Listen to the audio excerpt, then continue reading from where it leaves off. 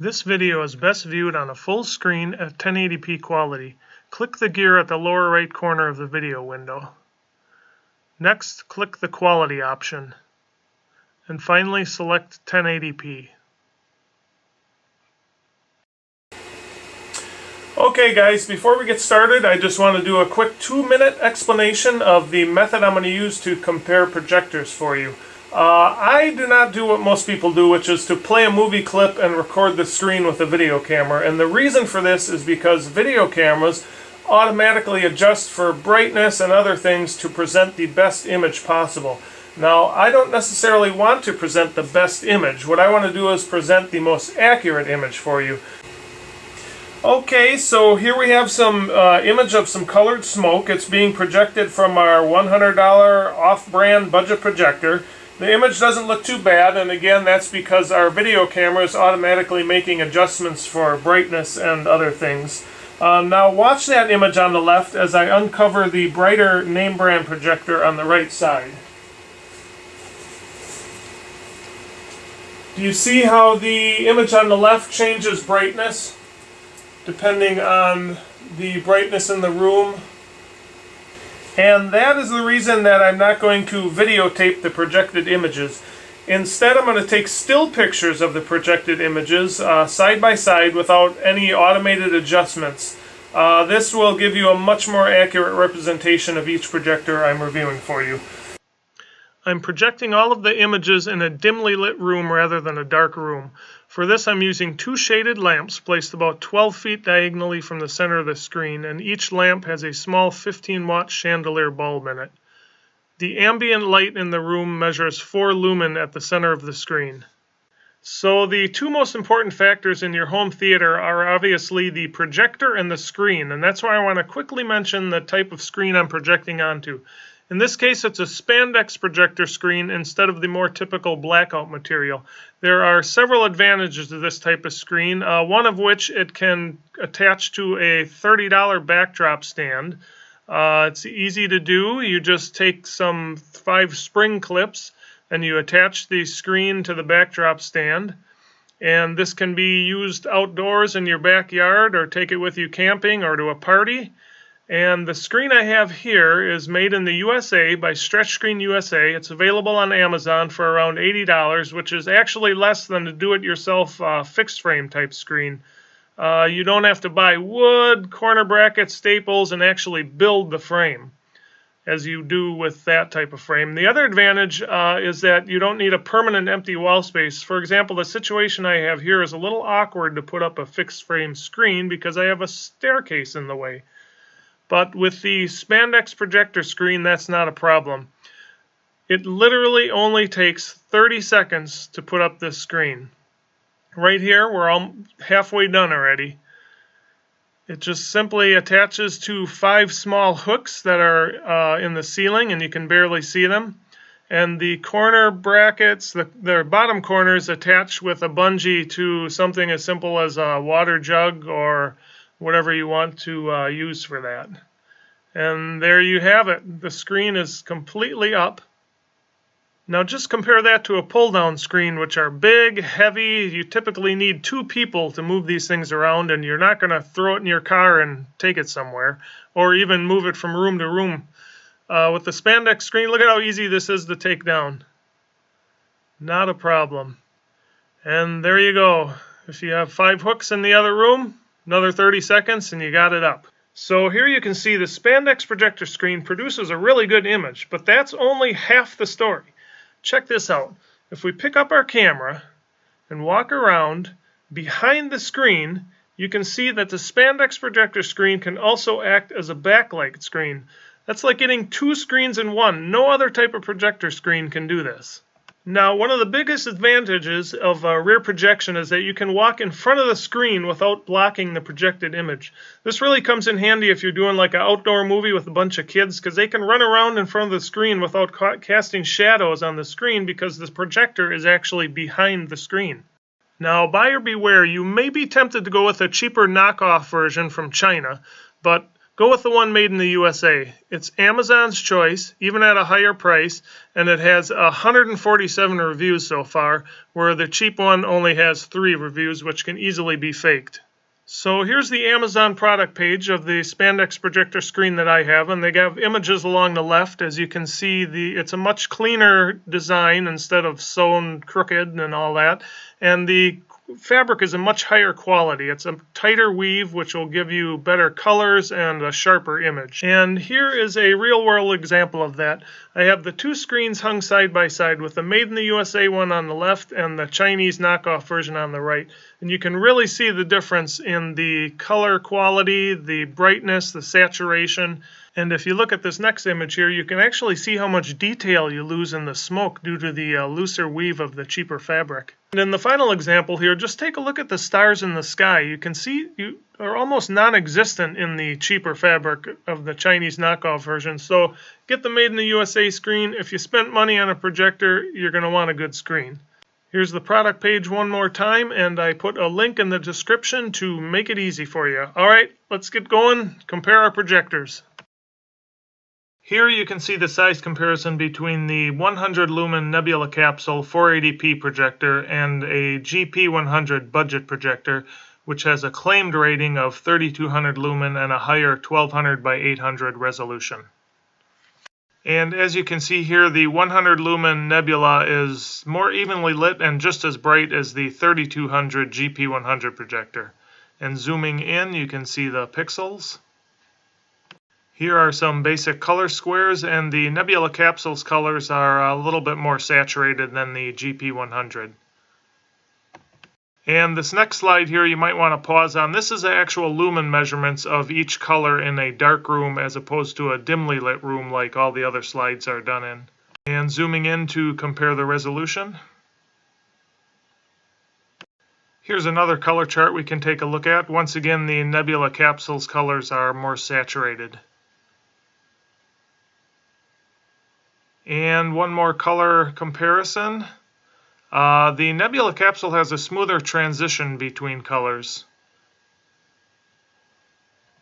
Here is some colored smoke on a white background. You can see the Nebula Capsule retains more of the details in the red smoke area there. And we can zoom in. And here is some colored smoke on a dark background. There's a difference in colors, as you can see there. And let's zoom in on that one. Here we have a shadow highlight scale, and the shadows and highlights are actually similar, but the Nebula Capsule has a sharper focus, especially near the edges of the image. And zooming in, we can see that when you look at the number 15 there. Here's a nice high contrast image. You will see the GP100 actually has brighter shadows, but it's a harsher image overall and a little bit of a blue tone to it. And zooming in, the Nebula has sharper edges. Next we'll compare highlights, and it's a personal preference to which is better. The GP100 has slightly bluish cast to it. And here's a dark image. The GP100 again has a bluish tint to it. Zooming in. And another high contrast image. The Nebula Capsule has less contrast than the GP100, but it's more natural looking. If you take a look at the white dog, it just looks better. Next we'll look at a few grid pictures. As you can see here, the GP100 image gets a little blurry around the edges. That's probably due to the inferior lenses. Zooming in, you can see that here. And one more grid pattern. Again, the Nebula Capsule retains its focus across the entire image, where the GP100 gets a little fuzzier near the edges. And a grid pattern on a white background. Personal preference to which is better. And we can zoom in on this one. Again, the Nebula is crisper. Here on a dark background, fairly similar quality. And if we zoom in on this one, we can see the difference in focus again. The GP100 is not quite as sharp. Text. Both projectors produce good text, but the Nebula Capsule is darker and thicker. And if we zoom in, we can get a better comparison here. As far as skin tones go, the Nebula Capsule produces more natural looking skin tones. The GP100, the faces looked a little washed out. And zooming in, we'll get a better comparison. Here are a few more faces to compare the skin tone. Once again, the Nebula Capsule skin tones just look more natural. The GP100 faces are too bright.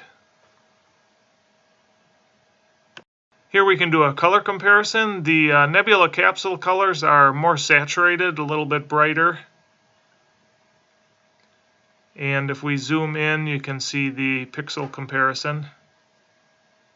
Another similar image to compare the colors here. The Nebula Capsule, it just produces better colors. The GP100s are a little bit washed out. Here's a nice foggy image. The Nebula Capsule is less harsh. Both produce a nice image, but the capsule looks a little bit better, I think. Here we'll compare some colors again, and again the Nebula Capsule produces better colors overall. Here's a nice night shot. Personal preference as to which is better. The capsule has a little bit better colors, I think. And zooming in. And here's a good high contrast image. In this one, the Nebula Capsule looks less harsh, not as much contrast, and better colors. And if we zoom in, we can see that. Here we'll check the contrast between the two. Fairly similar. The GP100 might have a little more contrast, but both produce a nice image.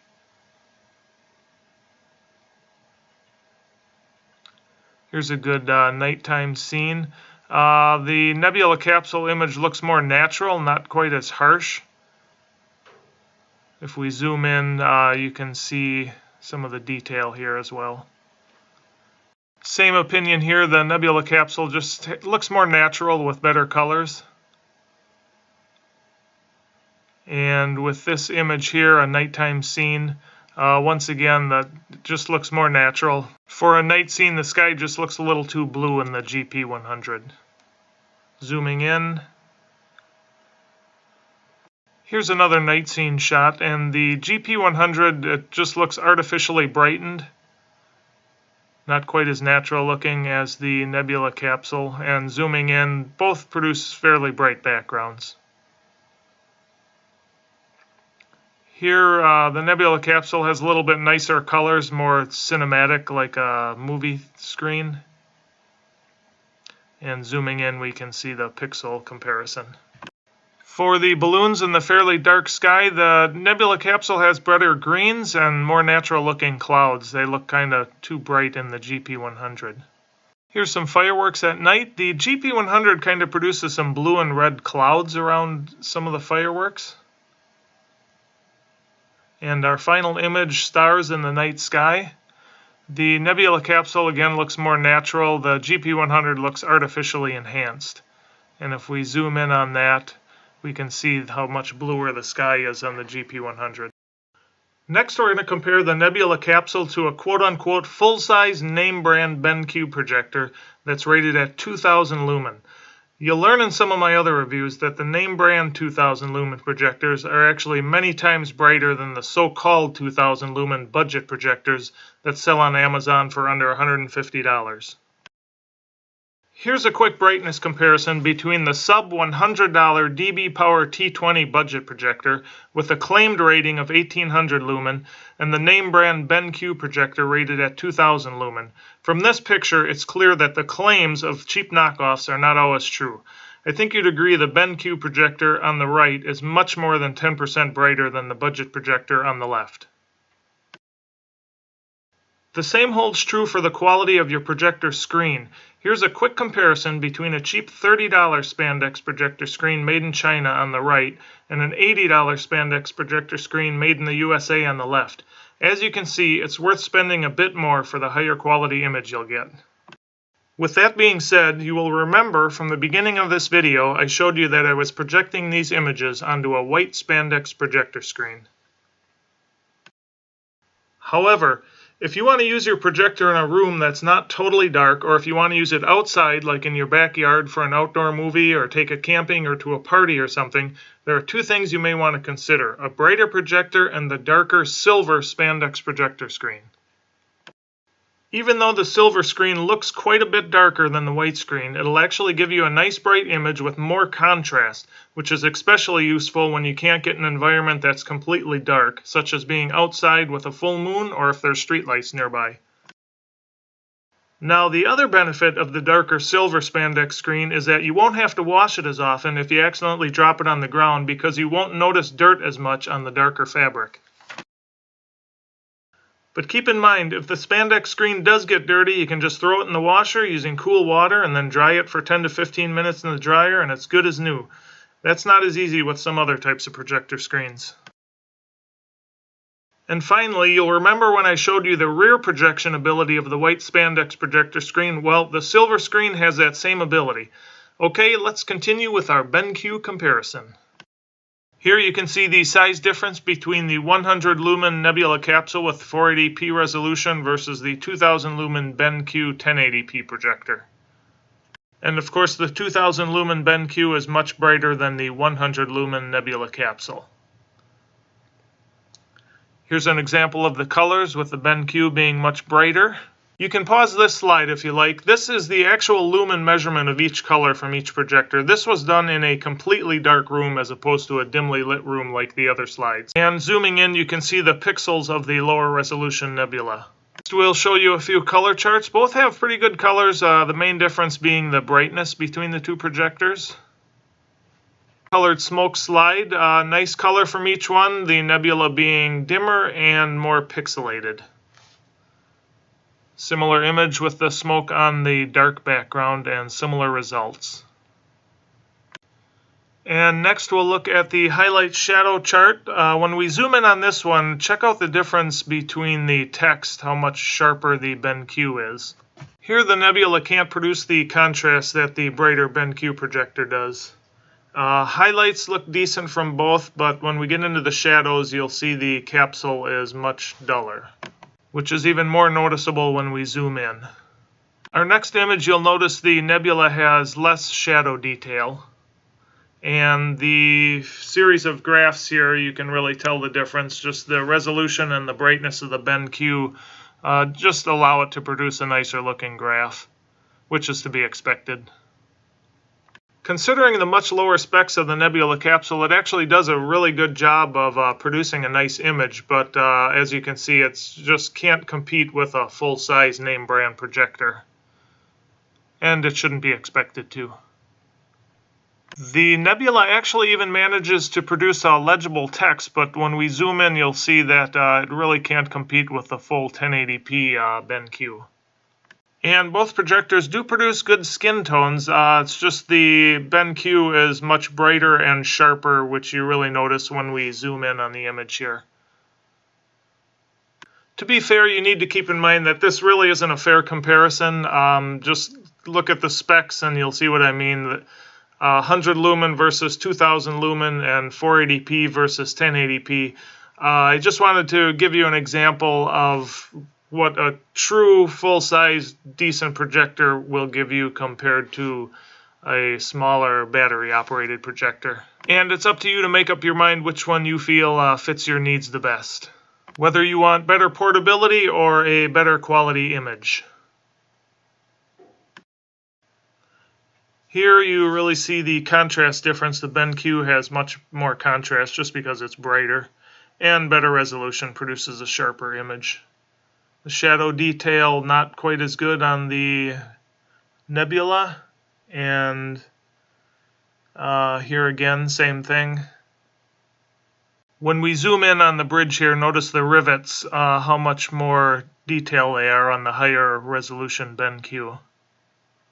And much brighter background on the BenQ.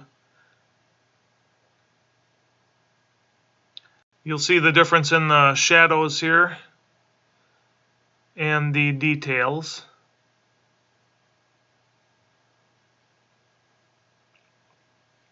You'll notice the fine line details in the fireworks, and our final picture, the stars in the sky.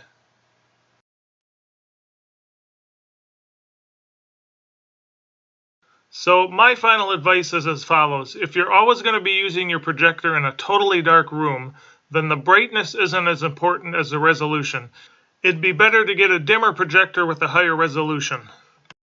So if your viewing environment isn't totally dark, such as a room with windows and you don't have blackout curtains during the day, or you're outside where there may be street lights or a glowing moon, then you'll want to go with a brighter projector. But remember that cheap projectors are almost never as bright as they claim to be. And as far as resolution goes, I would typically pick a less bright projector with a higher resolution over a brighter projector with a lower resolution. You can always try to make your room darker, but you'll never be able to increase the resolution of your projector.